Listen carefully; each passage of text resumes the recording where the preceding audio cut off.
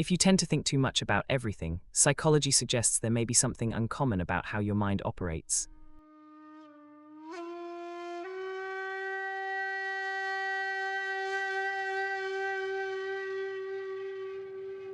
Not damaged, not fragile, not unstable, uncommon.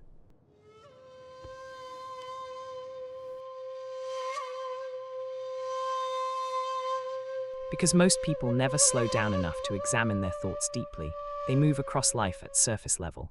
You don't. You replay conversations long after they're over. You turn decisions around in your head from every possible angle. I thought we agreed on this. Maybe, but it's not important anymore. It's fading anyway. You imagine futures that haven't arrived yet, both hopeful and troubling. And at some point, you were probably made to believe this meant something was wrong with you, that you worry excessively, that you analyze too much, that you should relax, let go, or stop overthinking. But psychology paints a very different picture.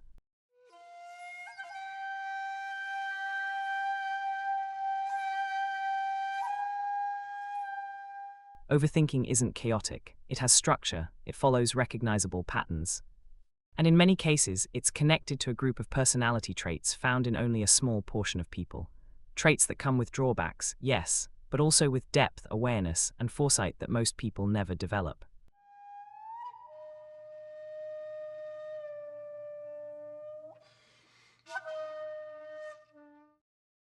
Consider this: while others rush forward, you hesitate. While others act on impulse, you mentally test outcomes. While others tolerate uncertainty, your mind refuses to leave unanswered questions hanging. You're not satisfied with just any answer, you want the correct one.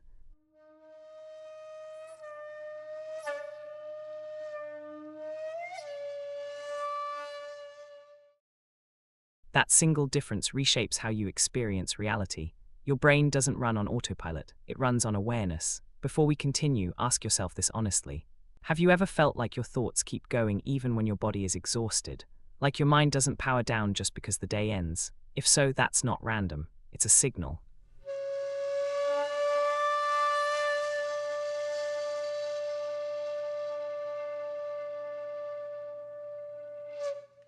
And if this already feels uncomfortably accurate, you're not alone. Simply knowing others think this way can be grounding. And if you want psychology that explains how your mind works instead of trying to fix it, you're in the right place. Let's start with the first rare trait behind overthinking. People who overthink often have minds wired more for anticipation than reaction. Your brain isn't just worrying, it's predicting. Psychology connects this to future-oriented cognition and threat anticipation.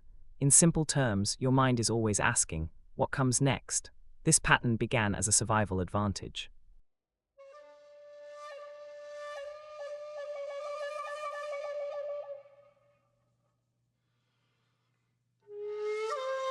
Early humans who imagined worst-case scenarios weren't pessimists, they were survivors. They spotted danger early. They prepared for scarcity. They planned ahead while others lived only in the present. That mental wiring didn't vanish. It adapted, so when you imagine future problems, your brain isn't malfunctioning.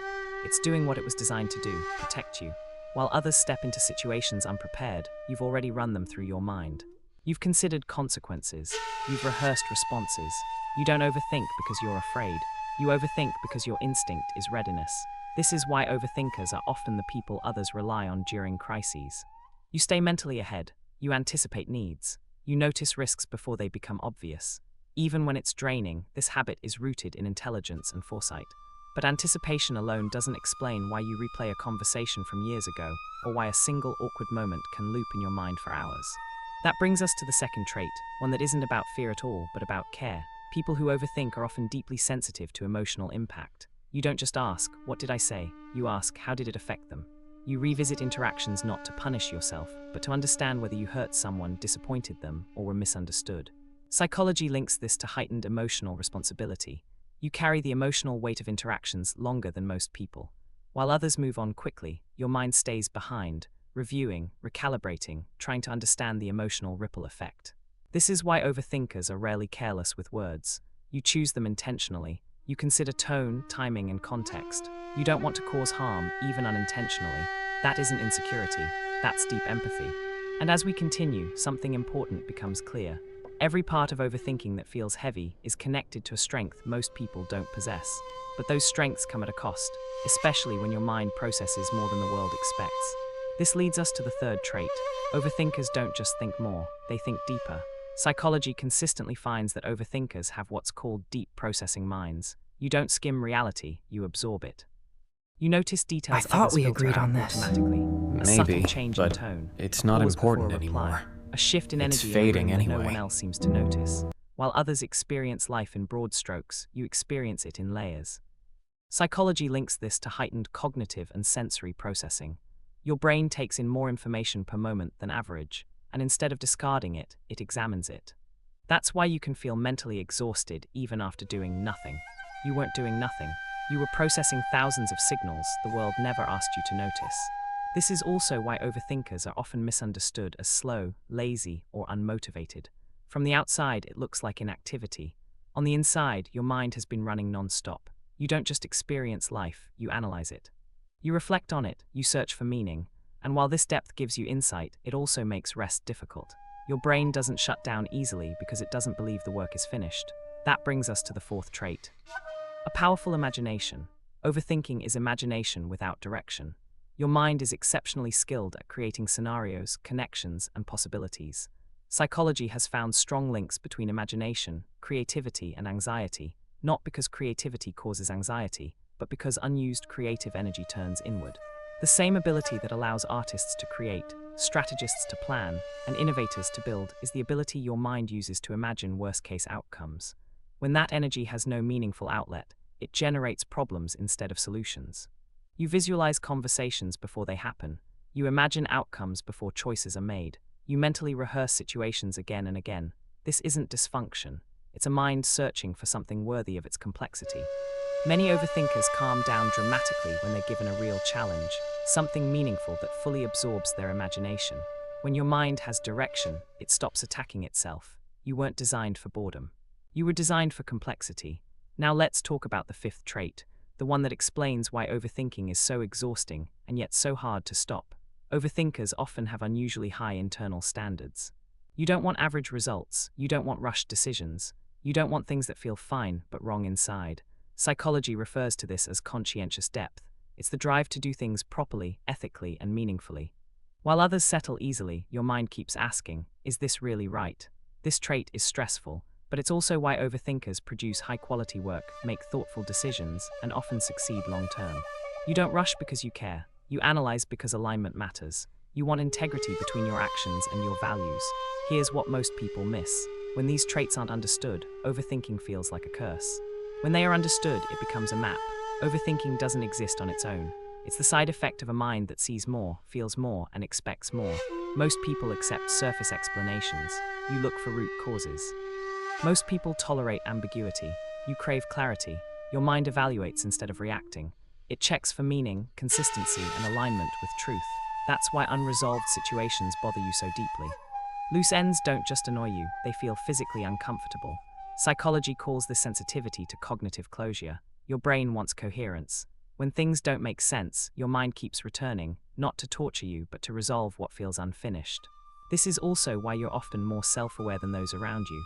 You reflect on your motives. You question your reactions. You examine your blind spots. That level of self-reflection is rare. It also explains why you're harder on yourself.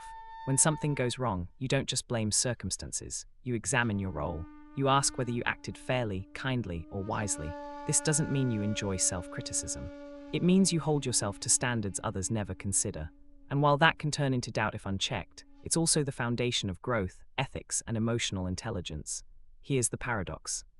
The same mind that gives you insight also brings anxiety.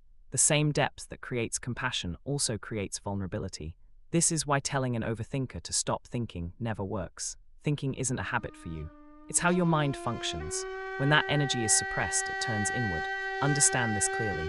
You don't overthink because something is wrong with you. You overthink because your mind is active, complex, and deeply engaged with reality.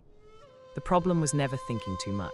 The problem was never being taught how to work with a mind like yours. Once you see this, everything changes. You stop asking, "What's wrong with me?" and start asking a better question. What is my mind actually capable of? Overthinking was never the enemy. It only felt that way because no one explained what it really was. I thought You were we given agreed on labels this. instead of understanding. Maybe, Told but to quiet your it's mind not instead of important learning anymore. how to direct it. It's Over fading time, anyway. that made you doubt something that was never meant to be doubted. You anticipate because your mind is future-focused.